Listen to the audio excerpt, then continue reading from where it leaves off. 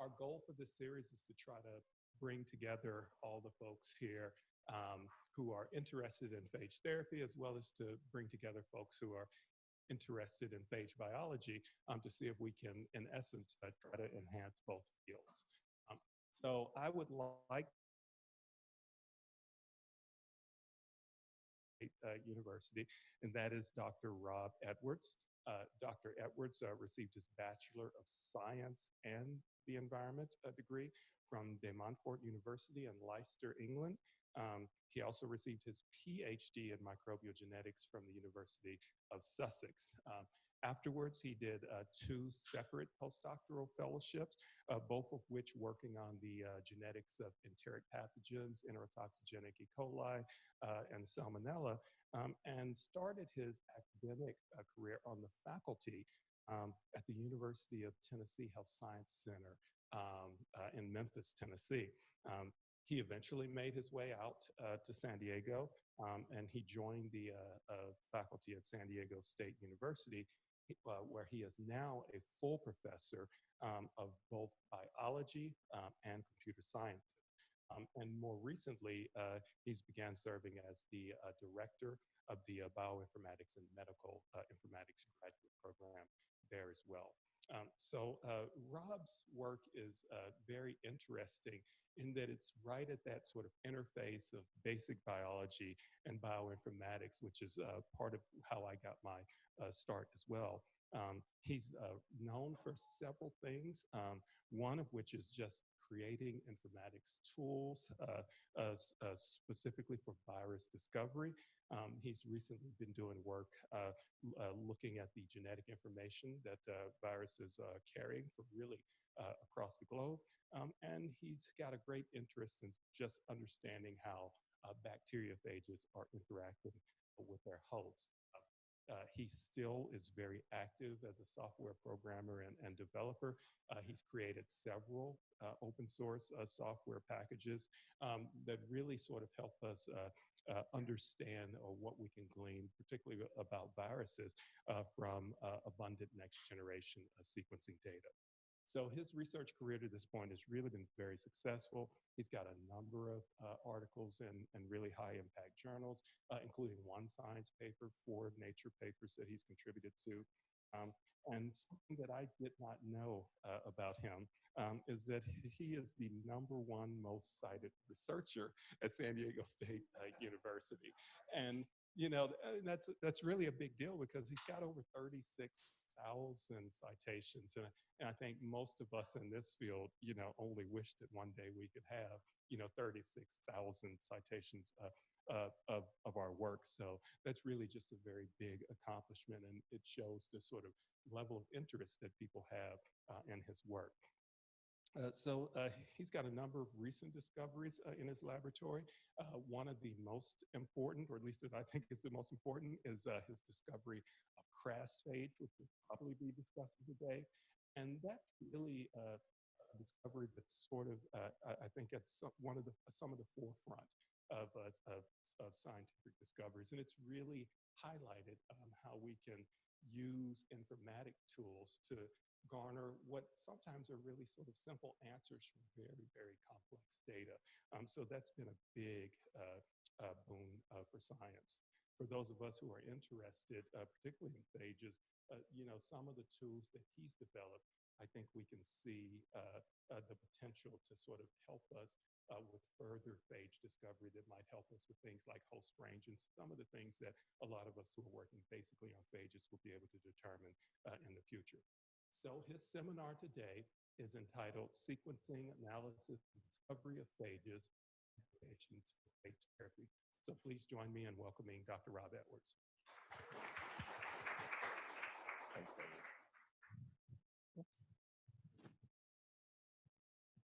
Thank you very much. That was a wonderful introduction. And I'll absolutely tell you some stuff about phage, rest assured.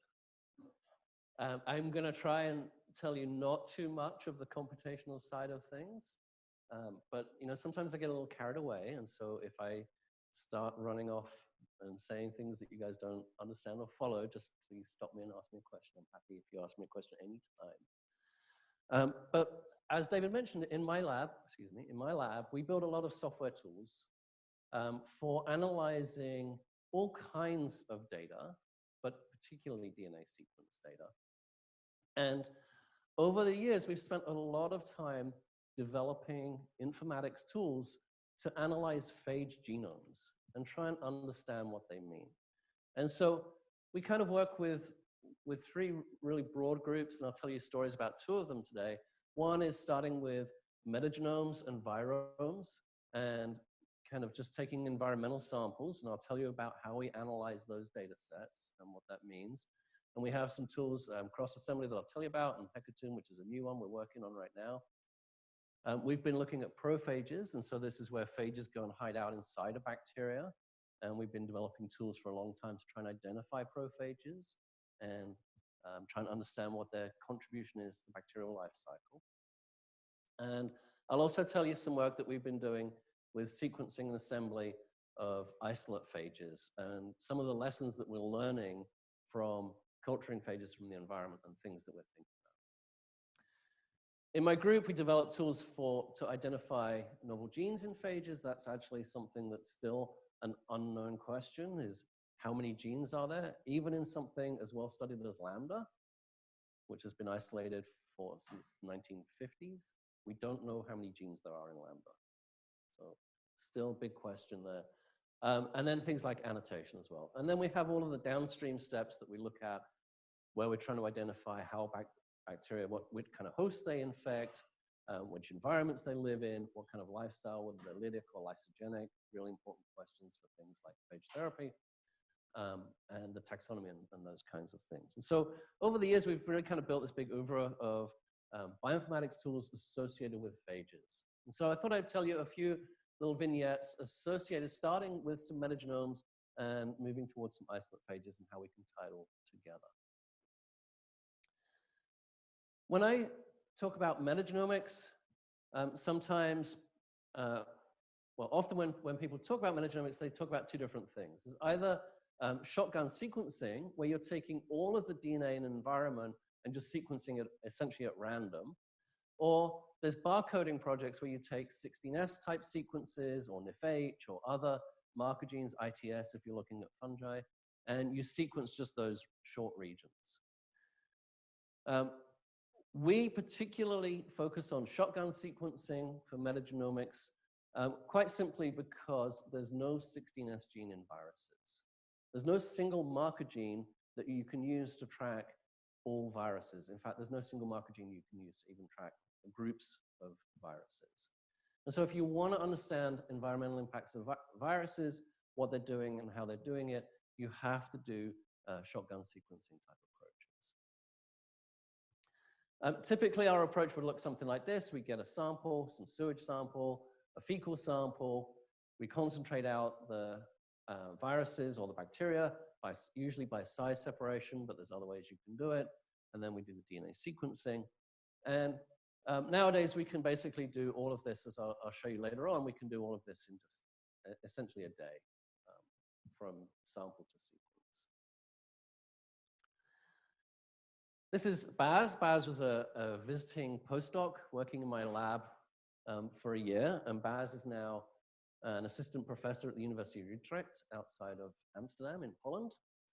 And Baz came and was really interested in doing metagenomics on viruses and trying to understand more about the unknown genes in viruses and how we can explore them and what we could do with them. And so Baz had this idea, which was that we would take some different data sets. So here we have 4 metagenomes, and he colored them. He didn't really color them, but it looks much more impressive if I say he colored them. And then he runs a typical assembly program, of which there are many.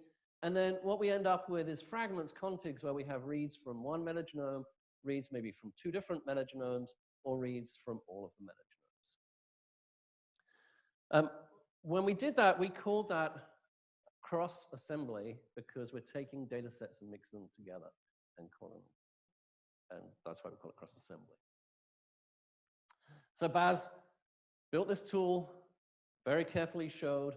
here's whaleful, which is a whale at the bottom of the ocean. Here's the Sargasso Sea. Here's some soil, and here's humans and mice. And Baz was really able to show that humans and mice are really different from whales at the bottom of the ocean. There you go, Baz. Good job. And he did some math, which I don't understand. And he wrote a paper and built a website. And so as we always do when we build these tools, we wanted a data set so that we could go and test, are we doing something interesting? And about that time, this paper had just been published with Forrest and a couple of other folks from SDSU, Jeff Gordon and Alejandro in St. Louis. And they had 12 fecal samples. They had mother, and each mother has one set of twins. So there's 3 people in a family, and they've got 4 families, so 12 samples. And they sequenced the viruses in these samples, and this is what they look like. And the key point of that paper is here's the bacterial fraction of those metagenomes. And the colors here are just the things that the bacteria are doing. So 1-carbon metabolism, sulfur metabolism, or nitrogen cycling, things like that, okay? Bacteria, all the bacteria are doing the same thing. They're boring. Doesn't matter whose intestine you look in. Basically, the bacteria are taking, well, you guys have all eaten chips now. They're taking chips and they're converting it to energy, right? That's what your bacteria are doing right now. When you look at the phages, it's totally cool. It's a totally different situation. In every different individual, all the phages are doing different things. That's the main take home from their paper. Phages are interesting, microbes, kind of boring. Sorry. Yeah. Well, they had some other take homes too, but that's the one I'm promoting. But yes, it did get into Nature because it was a very impactful study, especially back when they published it, right? Okay. So we took that data and we assembled it. And so what I'm showing on this graph is the number of samples. So there are 12 samples from 12 patients, and the number of samples that contributed to a contig, and then the number of these contigs, which is where 2 sequences come together that we find. And so as you would expect, we get like 5,000 contigs that come from a single sample. And as you add more samples, you get less and less and less contigs. And so it was a surprise that we have this group down here where we have 10 or 11 or 12 samples that are all providing reads to make one set of contigs, okay? We pulled that data out. And so now I'm representing the data slightly differently. Here's our 12 samples across the bottom. It turns out this is the mother and the 2 twins, mother, 2 twins, and so on. And then we're looking here at some estimate of the abundance of the contigs, those pieces of DNA in each sample, okay? And so if we look at this read, for example, in this sample, it's this much, it goes up, it's this much here, it goes down, it goes up, down, up, down, okay? Remember that these 3 are sort of related. They live in a house together. These 3 are related. These 3 are related, and so on.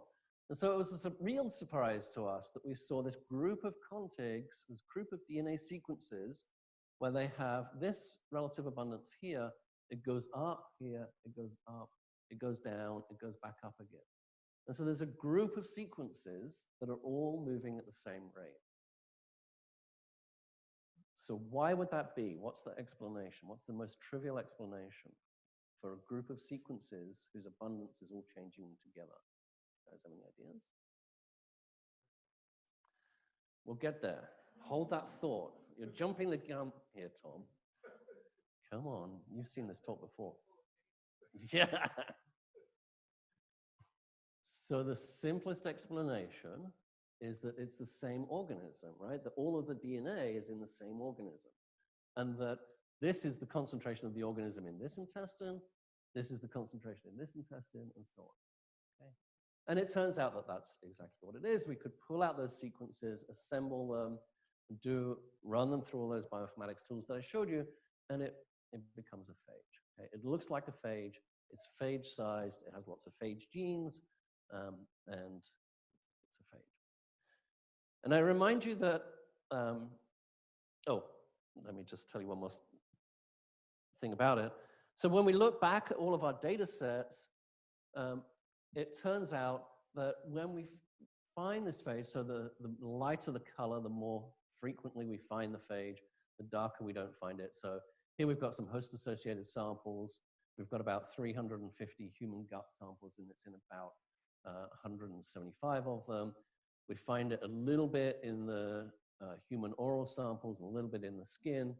So it's in about half of the human gut metagenomes that we looked at. Okay? I remind you that we found this phage by cross-assembly, and so the reason there's a capital A is because of the cross-assembly, not because of where you might find the phage. You also have to wonder a little bit about the people where we find it in their mouth or on their hands if they need to lessen in hand washing, which is something we'll remind you right now, right? All right. So we found this phage. It's in half of the people whose samples that we had, so probably doing something interesting. And so we went on a journey to try and find out where crasphage comes from.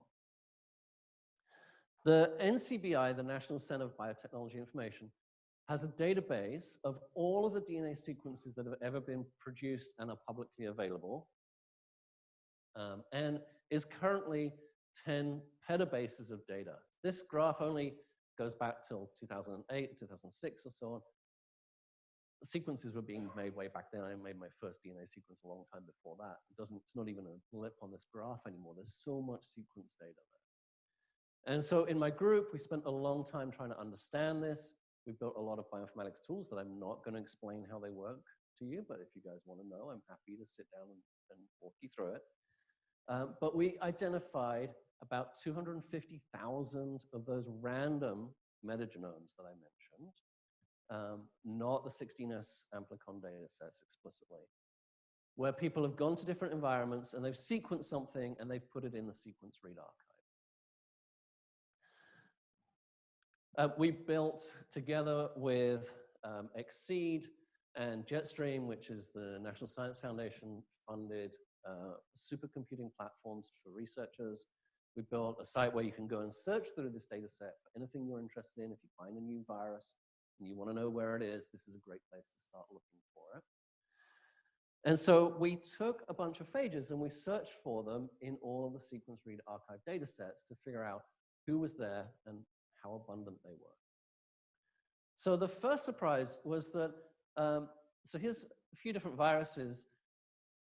Phage Phi-X174, which is the first genome that was ever sequenced. It was sequenced in 1977 by Fred Sanger, 2 times Nobel Prize winner.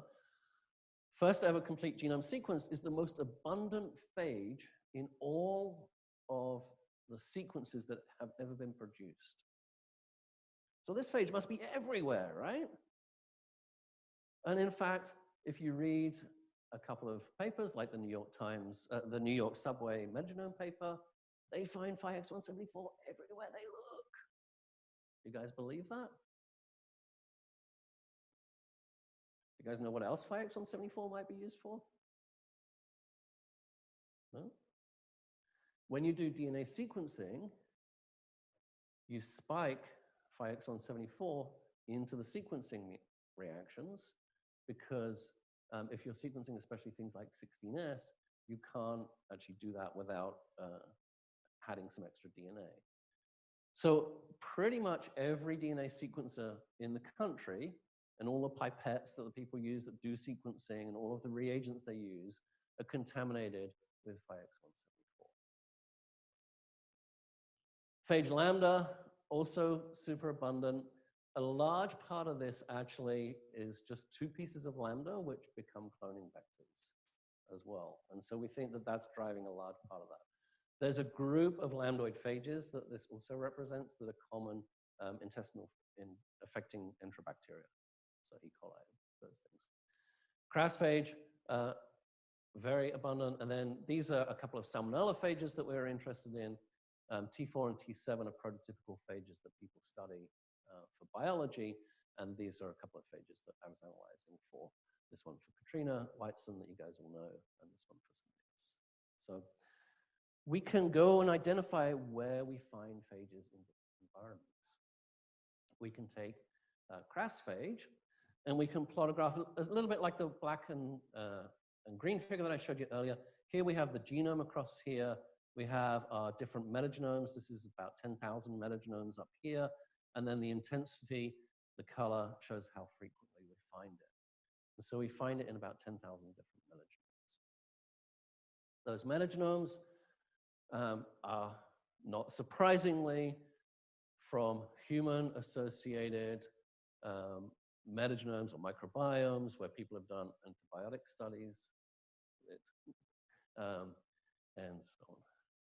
So we can take that graph of coverage of the crassphage, and we can say, you know, when we look at it, we've got some regions that are variable, like these regions I've highlighted in yellow, and some regions that are less variable that seem to be pretty consistent across the whole genome.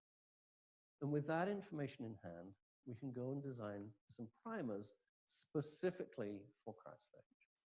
So we designed 3 primers, and remember I told you way back at the beginning that there's no single marker for phages. So we can take these regions and we can design specific crassphage primers that we can use to see if we can find crassphage. Now, normally when I give this talk, I'm not in San Diego. And so I have a figure like this, which hopefully you guys all recognize. And I have to explain where we are relative to San Diego. And then, of course, I make some joke that if you want to go find something funny and tasty and you live in San Diego, where would you go? You go to Mexico. You guys will know that anyway, right? So we wanted to find crassphage, so where did we go? We went to Mexico.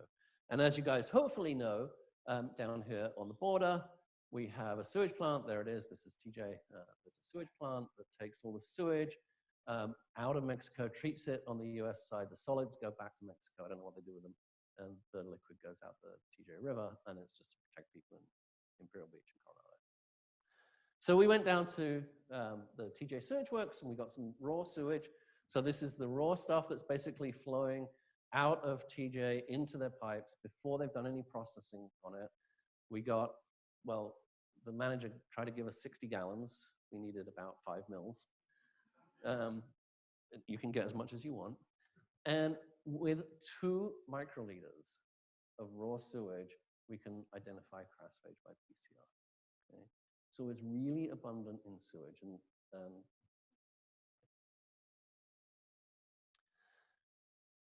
so we had this idea that we can find it, and maybe if we can find it in TJ, we can find it elsewhere. So there's some phage email lists for phage researchers. And I emailed to the list and said, hey, you know, I've got this idea, like, here's some like sequences. If you guys could go and order the primers and get the primers, and then go to a sewage plant and get some sewage and do a PCR and sequence it and send me the DNA sequences, I'll add your name to a paper. Don't know what the paper's gonna say, don't know where we're gonna submit it, but I promise I'll put you on a paper. Would you guys buy a story like that? It turns out about 130 people did, remarkably. And so we have crassphage sequences now from 2/3 of the countries on the planet. And what I'm showing here is the little blue dots are sites where we only have a single sequence, and so we can't really do a lot of comparative analysis. But the other dots, the size of the dot, shows how many sequences we have, whether we have you know, up to 40 or more. And then the pie shows whether the samples come from the same site, if it's in red, they're most similar to that site, or if they come from a different site, if it's in yellow. And what you can see is that in most cases, the largest slice of the pie is red. So the samples from within a country are more similar to other samples from within that country. Or the samples from within a site are more similar to samples from within that site. Yeah. We, of course, can do phylogenetic type analysis. And this is a phylogenetic tree of all of the sequences associated with one of the primers colored by country. And all of this data and all of the code to do it, if you guys don't believe anything I'm saying, you can go to GitHub, download the whole thing, and repeat the analysis and prove me wrong. That'd be awesome. And it's super statistically significant, basically P is 0, the association between country and genotype. So if you give me somebody's crassphage, I can tell you what country they're from. Oh, deep.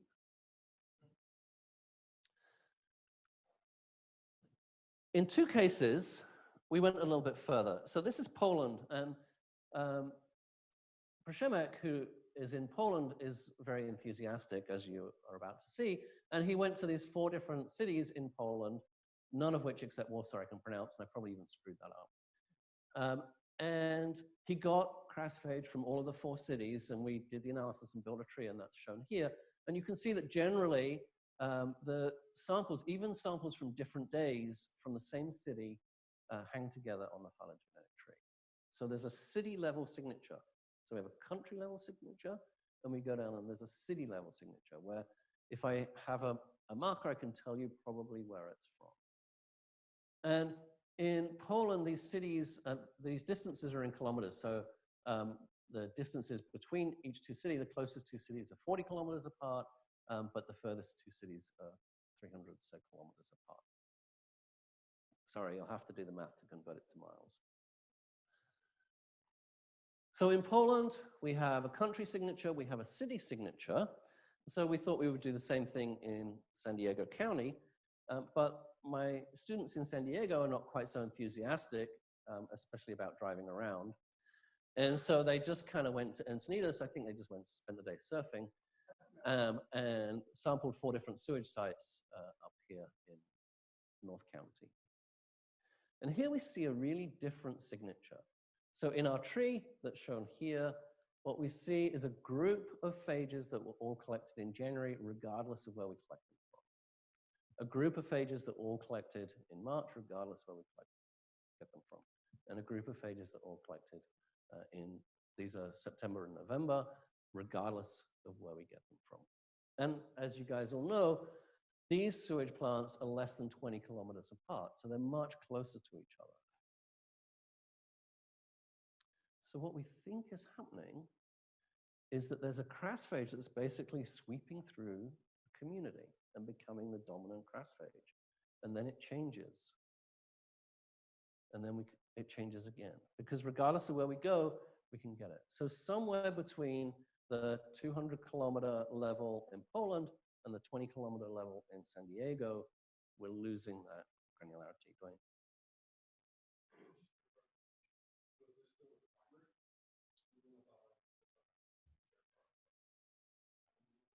Yeah, so Dwayne's question was, how did we do this phylogeny? This phylogeny is based on the sequences of about a 1.3 kb fragment. And we have 3 different fragments that we've sequenced in each case. From these samples, it's a little bit hard to know, to associate exactly each fragment if you've got multiple sequences, right? Because it's PCR, not genomes. As you'll see, we're starting to do it on the genome level, and we'll get there in a second. But the point I want to emphasize is that in San Diego, it doesn't matter which sewage plant you go to, you get a sample, you're going to get the same crassphage on the same day. Okay? And you'll see why that's important in a second. So then a little bit towards Dwayne's question, we thought, you know, can we culture crassphage? It's like super abundant. It's in sewage. That's easy to get. And half the people in the world have it. So how comes nobody's been able to culture it already, right? There's lots of people who worked on culturing phages for hundreds of years. And this thing I've just told you is like everybody's got it and they're all shedding it. Why hasn't anybody been able to culture it? And the first answer to this question is because you need to understand what the host is. And so we spent a lot of time building computational tools to tease out, given a phage genome, what is infecting. So you guys have all heard about this recently in the news. They didn't use our tools because they didn't do phages. They did coronavirus, right? But it's exactly the same tools. Where did the coronavirus come from? Did it come from the lab in Wuhan, like a lot of people predict? Or did it come from the animals in the market, right? So it's the same approach that people are using that we've done here. And so basically, we've got a bunch of different ways of looking at the actual sequence and saying, what does it look most likely to? Does it look like it's been engineered? Does it look like it comes from a bat? In our case, does it look like it comes from Bacteroides? Does it look like it comes from gamma proteobacteria? You can also think about, I showed you an abundance plot, right? So you could actually take the bacteria and the phage, and you could make the argument that you should only find the phage when you find its host. So there should be a very positive correlation between the two. Except that phages kill their hosts. So maybe you should never find the phage when you find its host, right? So maybe it should be a negative correlation. And so we've argued a long time about that. And then there was a nice experiment that Peter Timber did following on from the earlier work that I showed you from Alejandro, where they did some experimental infections, and one of the signals they had in their data set was crassphage, but they didn't pursue it. Regardless of which approach you use, it turns out that it's Bacteroides that this infects, and so you need to grow Bacteroides.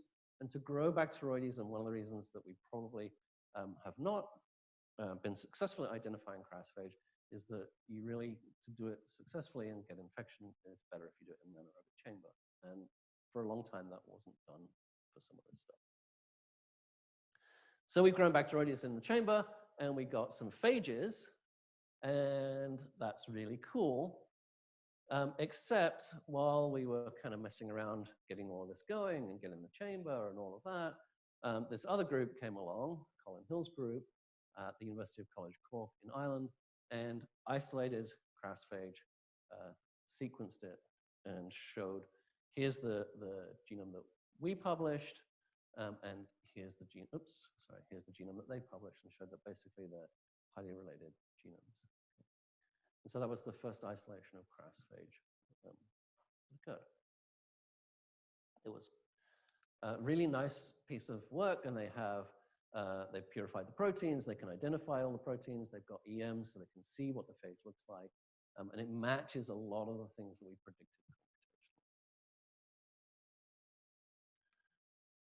computationally. Not, how should I put it?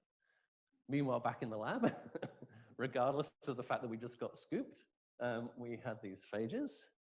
And this is Maria, and Maria's a undergrad. She just graduated, and she's working with us on this project. And actually, just last week, this data is like brand new, Maria sequenced 36 phage genomes using the Oxford Minion, the nanopore sequencer. And for those of you that don't know, that's the DNA sequencer right there. Okay, so it's really small. It's very portable. It's really easy to do. The whole process from having DNA to getting sequenced just takes a few, maybe hours. Like you can do it easily in an afternoon. And as soon as you load the data, you start getting sequence out of it right away. And you can process the data immediately. So it's super cool. And the longest DNA sequence that Maria got was 64 kilobases, which is a significant chunk of a phage genome. And many of her reads represent single DNA sequences that represent the whole genome. So I'm going to show you a few of these plots that look like this. And I just wanted to take a second and explain what you're seeing because they're not intuitive. Basically, what I've done is I've taken a genome and laid it out across the bottom. And I've taken a genome and I've laid it out across the side. And if, like this plot, the line is diagonal, it means that they start at the same place and they go this way, and this one starts here and goes this way, and the purple line is the homology between the two genomes, right? Everybody good? No? Okay. On the other hand, if you see a plot like this, it means that this genome starts here and goes up, while this genome starts at the bottom and goes across. And then when we get to this point, the genome on the y-axis is starting back at 0 and going up, and this genome is carrying on across it. Does that make sense? So basically, it's just there's a rearrangement between those two. Everybody good? Yeah? And then the third case, which we'll see later on, is if the graph is going in the other direction. Basically, we start here and we're coming this way, whereas this one we start here and going this way. And with DNA sequencing, you have two orientations. It just means that one of these is in the other orientation. And when you're sequencing something, there is no right orientation. DNA has two orientations, and it could be either, right? And you can just flip it. It's the same. You're not going to see any of these immediately. You'll see them later on. So here are 5 Bacteroides uniformis phages that Maria sequenced. And what you can see is that basically these 4 phages are all the same. Okay, they're all related to each other. The only difference between this phage and this one is a slight rearrangement in the genome, but they're highly conserved, and the same here. And then this one to this one also has a rearrangement. This guy is totally unrelated to anything. So one of the things that we found is actually when we've sequenced isolates, it doesn't matter what day we've gone and got the sample, and it doesn't matter what sites we've gone and got the sample from. From Bacteroides uniformis, we've got basically 15 identical genomes and 1 different one. We looked at Bacteroides fragilis. We see the same story. Here's 5 Bacteroides fragilis genomes, and they're all the same. The order of these breaks actually tells us some biology about the phage, about how the phage is packaged, whether it's packaged by one of the many mechanisms that phages use, which is very cool. And indeed, again, with Bacteroides fragilis, we've sequenced, I believe that's 12 of these phages here, and every single one of them has been the same. And this is from different sewage sites and a couple of different collection dates. We're getting the same thing, just like we saw with crass phage, right? And then finally, we sequenced some Bacteroides cellulitis phages. And these 3 types of Bacteroides are basically the most common Bacteroides in your guts. You all have them. This one, of course, breaks down cellulose as a good generalist bacteria. And what's cool about this is that we've got 3 types of phages here, and these are 3 different types of crass phage. So we cultured 3 different types of crass phage. So yeah, take that, Colin. No, just kidding. He's already got a lot more. Okay. So I think there's a really important lesson that we're learning here, which is that for these gut phages, when we go and get a sample from the sewage plants, if you're using the sewage plants in northern San Diego County, and it may just be restricted to those because they're all super close to each other. If you're trying to isolate phages, you may need to diversify a little bit. And what we haven't done yet, and what we're going to work on, is comparing like northern San Diego County to TJ, right? And do we see the same thing at the same time? And the other thing that we're starting to explore is what if we go to the sewage plant every day and get a sample? How quickly does it change? Is it changing in the order of days, weeks, months? I'm not sure yet. But I think it's a really important lesson for when you're trying to isolate different phages against a host, you know, for phage therapy or for some other purpose. You need to diversify, and maybe getting some sewage shipped from the East Coast or Europe. It turns out you can ship sewage without any permits quite easily. And everybody's willing to send it to you. Okay.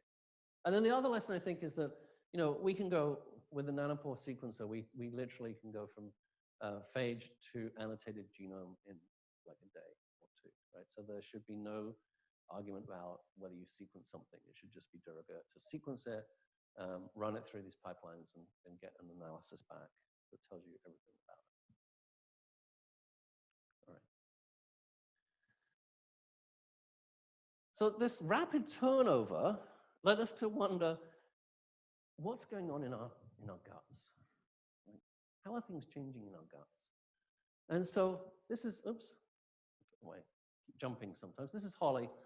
Holly is notable for 2 things. Her most notable accomplishment by far is that she started the Women in Science Society, which is a national nonprofit to promote women getting into STEM. Holly was a 4th-year bio major at SDSU and never had a female biology professor, had never been taught by a female professor, and realized that this is just a disgrace, and spent a lot of time and effort building up a society that's nationwide, has what they call it, groups all over the world, all over the country, and you should support Holly. She's also notable, not really, but for me, she's notable because she got fecal samples from 45 volunteers and tested them to see whether they have crass phage. and 21 out of 45, pretty much half, had crassphage in. Okay. We can do some metagenomics and we can say how many types of crassphage do they have. And so basically what we do is we do some kind of sequence alignment like this, and we look and say, oh, look, you know, all these are the same, except here, these two guys at the bottom have some T's or some A's and some T's. And so we think these is one and this is the other. And there's a bunch of ways we can analyze that. Basically, when we do that, what we find is that most people have one or two types of crassphage. If you have crassphage, you have one or two types of crassphage in your intestine. There's occasionally an outlier, like this person had about 7 or so types of crassphage in their intestine. We're not quite sure why that is. But generally, you have one or two. So what we think is happening is that you have like your dominant crassphage that's just hanging out in your intestine quite happily, doing whatever it wants to do. And then remember that community suite that I mentioned, there's a new one that's coming in and is starting to replace the one we've got. And there's a battle between the Bacteroides, the crassphage, and you're probably innocent in the whole thing. Sorry. And then the other thing that Holly did was she looked at people over time, and we've got 6 people here, and we have like a timeline. So this is at the beginning of the summer, coming through the end of the summer, and the dots are where we sampled the person, and the black dots are when they were positive for crassphage. And so you can see that these 3 people had crassphage at varying levels. This person had it, and then it disappeared for a while, and then it came back, and it was the same one. This person basically had it every time we sampled, and this person only had it a couple of times. And then there are people that are consistently negative. And we have somebody that we've followed for nearly 3 years, and they have never been tested positive for crassphage. It's really quite sad because it's me. Shouldn't tell you that. Okay. So I've told you where we can find it, and I've told you that we can find it in Mexico, and we can find it in sewage plants, but I haven't really told you where it's from, right? Which is how I started the whole story. So one hypothesis is that this thing is so abundant because we're flying all over the world. And you know, talking about the coronavirus, it's really amazing when you see how many flights they've shut down because to try and stop the spread of coronavirus, right? We're flying all over the world. We're spreading viruses everywhere we go all the time. But we have this really strong country signal. And if you were spreading things around the world, you wouldn't really see a really strong country signal. So it argues against that, right? Another hypothesis is that it comes from air pollution or kind of drifting through the air. And we don't find crassphage in air samples. We've looked, we don't find it.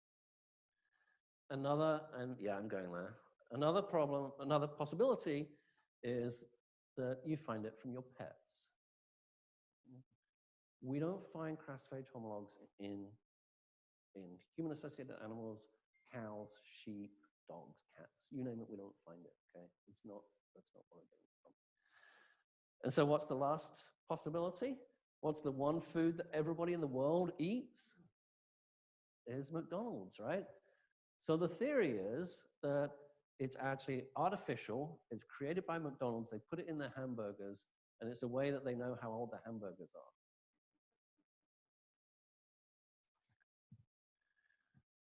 are. Another possibility is that actually it's been with us for a really long time. And this just allows me to show a movie of monkeys, because really, who doesn't like monkeys monkeying around? And so we were able to get a bunch of fecal metagenomes from different non-human primates, gorillas, lemurs, chimpanzees, etc., and look in them specifically to see if we can find crassphage. And these are whole metagenomes, and so we were able to assemble the whole genome back out of them. Oops. And indeed, what you can see is that, so these are the same plots that I showed you before. Now the lines sometimes are going one way and the other way. Here's crassphage against itself. This is a howler monkey, so crassphage against a howler monkey, crassphage against a baboon, and so on. And so we can find an ancestral version of crassphage in non-human primates. These are weak homologs. We have to do some different kind of bioinformatics to identify them, but they're very clearly the same thing. So what's going on in the 30 to 50 million years since we've separated from our other non-human primate ancestors is that we've evolved, hopefully. The Bacteroides in our intestines has evolved, definitely, and the crassphage has evolved, absolutely. So there's this tripartite evolution that keeps happening all the time. And it isn't just true for crassphage, it's true for all of your microbiome. The whole thing is evolving. We're separating out from other non-human primates. And then finally, the $20 million question, which is that if you give me $20 million, I'll be able to answer this question, is I showed you, these are where all the samples come from, but what I haven't talked about is whether it's associated with health or disease. And so there's one observation that maybe crassphage was associated with disease. It was identified originally as a virus called the IAS virus associated with HIV infection. And the authors couldn't really explain if it was involved in diarrhea or not involved in diarrhea, just that they had this unusual correlation. And it turns out that that's exactly a type of crassphage. And then we also see crassphage popping up when you do things like fecal microbiome transplants. And so this is a study out of Rick Bushman's lab in UPenn, where they took some viral communities, and there's a whole theory about fecal microbiome transplants that actually if you just transfer the viruses, it's just as effective as transferring the bacteria. So they were studying that. And it turns out that what we have here are the S is the source of the sample, and then 3 patients, patient 1, patient 2, and patient 3, and then pre and post transfer, and then the abundance of crassphage. So we can see crassphage in the fecal samples of both the donor and the recipients. But crassphage has been with us for 30 million years. So it seems unlikely it's going to be causing disease. We might have noticed. And in fact, we teamed up with the Lifelines project, which is a big project in Europe, where they've screened thousands of individuals, and they have these really extensive surveys that they will have to do, and they take fecal samples and they sequence them, and they've done all this work. And we tested for correlations with all of these different kind of factors that they've measured in their surveys. And really, there's nothing. There's a weak correlation between a low carbohydrate, high protein diet, and we're not really sure what that means, but it's really not very significant, especially because the sample size is so huge. So our hypothesis is that it's a part of the healthy gut-human virome that's evolving with us all the time. And I think we're going to see this with a lot of human-associated phages. They're evolving with us. They're not things that are just coming in from outer space and infecting us, right? They're things that are around, that are hanging out, that we're interacting with all the time. And I think it's really important that we think about how that impacts some of the selections that we're doing for phages as we move forwards. So basically what I told you is that it's everywhere. About half people have it, which means if you round up, everybody has it. Except me, that's true. You know, it's good to stand out, right? And we don't really know what it does. And then also, the other thing I told you is to think about, if you're trying to isolate phages, you need to think about how frequently you're going to get samples and where you're going to get samples from to get a diverse array of phages rather than seeing the same thing over and over again. They mentioned there are 115 people on the crassphage paper. That was a significant part of my life, entering those into NHS website. These are the people that significantly contributed to the work, which I couldn't have done without any of the other 115 people. This is my lab over the years, and they've done all of the tool development. I I told David I write code, but honestly, it's kind of, I do, but it's not very good. These guys do all the work. And these are the people that I thank for money. And thank you guys for your attention. And I'd be happy to answer your questions.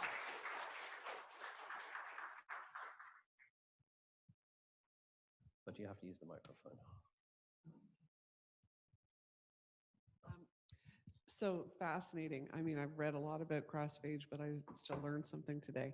So in terms of the applications, even if it doesn't do anything except being part of our healthy gut microbiome, could it be used for forensics in terms of, forensic files? I kind of have a thing for that show. So absolutely, it could be used for forensics, right? So remember, I told you there's a really strong country signal. And so one of the things that I've been suggesting we might do is take groups of people that travel to different countries before they leave, and perhaps students, when they go away for the summer and they travel around the world, can we then sample them when they come back? We don't know how long it takes to ameliorate from a person. So if I go to France for a week or a month, I think you probably should send me for maybe 6 months to make sure. But yeah, there's definitely a strong forensic. I was curious about the primates. Yeah. Were they all from the zoo here? So that's a really good question because of the implication that maybe they're just getting it from humans, right? And so I glossed over that a little bit. None of them are from the zoo. They're mostly from the wild, except for the gorillas. And the gorillas were, and I say were because unfortunately they passed away, they're from a rescue park in Africa where they take the lowland gorillas and rehabilitate them after some traumatic event. But the other ones are all essentially wild. And so we tried really hard to get wild, not ones that have been interacting with humans. Yeah. Even wild ones have interacted with humans, as you saw the video of the monkeys, course. right? But I was also curious if you tried to look, because I couldn't really tell from that. You've got New World and you've got Old World. You've got howler monkeys, gorillas, baboons. Absolutely. And so if you look at those two, do you see differences?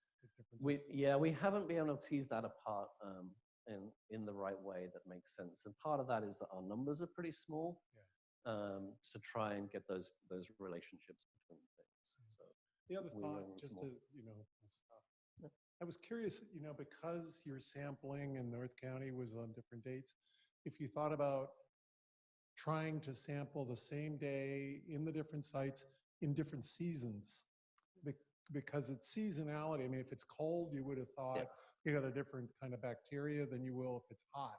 And I'm thinking of the phage whisperer and how he smells the sewage plant in Bethesda. Yeah, so we absolutely, we've done a lot of different sampling over the years. There's mostly at the Encinitas sewage plant is where we get our samples from, and I should thank those guys because without the help of the plant managers, we wouldn't have anything, right? And so we have some of that data, and as I mentioned, we're just about to start sampling basically every day. So can we do like a daily sample and see how it's changing and what the periodicity of that change is that we don't really understand. Just to hit a bit of a phage therapy angle on this. Bacteroides in general is not an organism we're trying to get rid of. We're actually trying to keep that in our body. But with that said, have we, now that we can culture crass phage, have we, for example, done like host range studies so that we know, how many different bacteroides does crass phage kill, and maybe I don't, or you don't have crass phage because you just don't have a bacteroides that's capable of being infected by it. That's a brilliant question. I have a whole other seminar. I alluded to the fact that we've done a lot of work trying to identify host predictions for phages. And it's a really interesting question associated with crass phage because it looks like it can infect a really wide range of bacteria. And it's something that we're really deeply interested in. Is it just limited to Bacteroides, or can it move into other bacteria as well?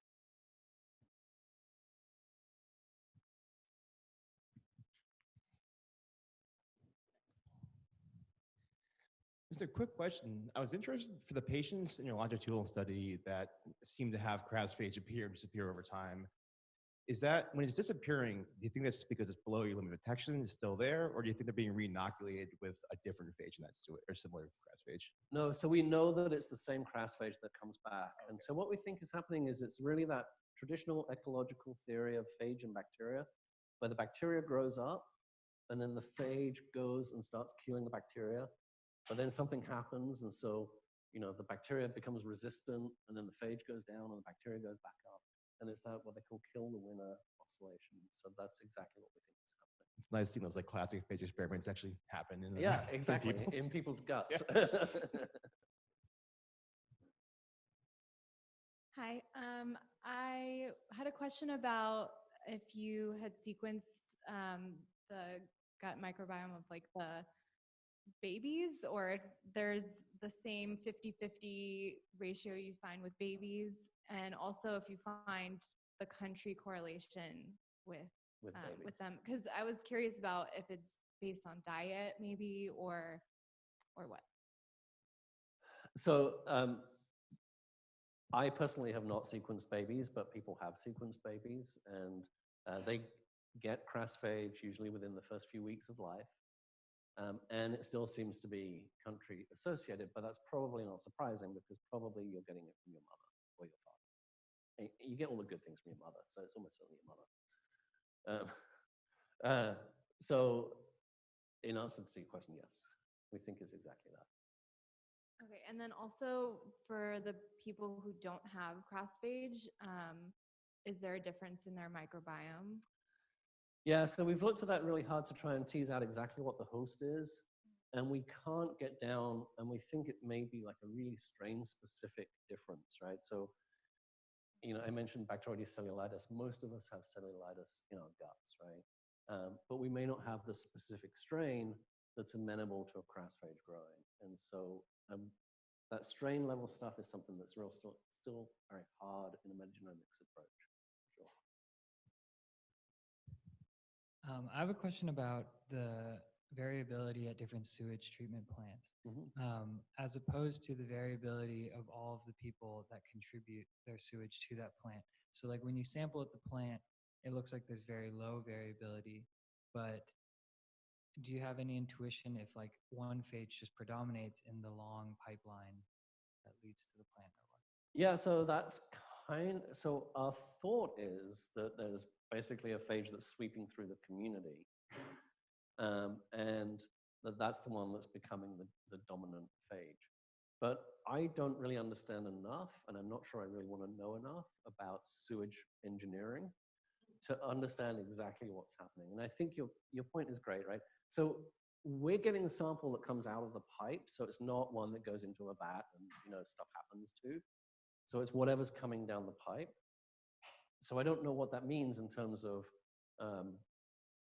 you know, how things flow, let's say. And I probably should go talk to an engineer, but it seems like that's something that I don't want to do.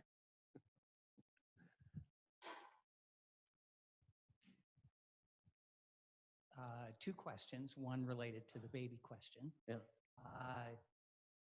Traditionally, we think that anaerobes are not part of the baby's gut. That's why baby poop does not smell nearly as bad as adult poop. And correlations with diet and emergence of teeth seem to correlate with changes in the microbiome. So it's of interest that you found these phages, which may be Bacteroides specific at just a few weeks of age. They've been reported in a few weeks of ages, yeah. Okay. Yep. And the second question has to do with, now that you know the structure and proteins, have you looked at antibody to phage? And I don't know if these are one of these stealth phages that make it through the enterocytes with the host immune system not even seeming to recognize them.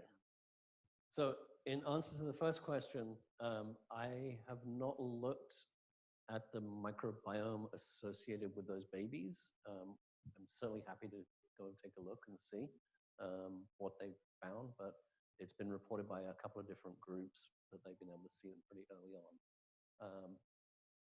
in relation to the second question, I would love to do that. And as part of another project, we're thinking about, antibodies against phages and how we can use them to enrich for types of phages. And I think I think it's one of the great unknown questions yet is what is our body seeing when we're bathed in these phages all the time?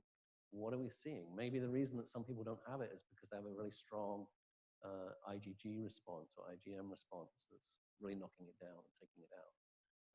We just don't know the answer to those questions at the moment. Terrific questions. Let's sit next.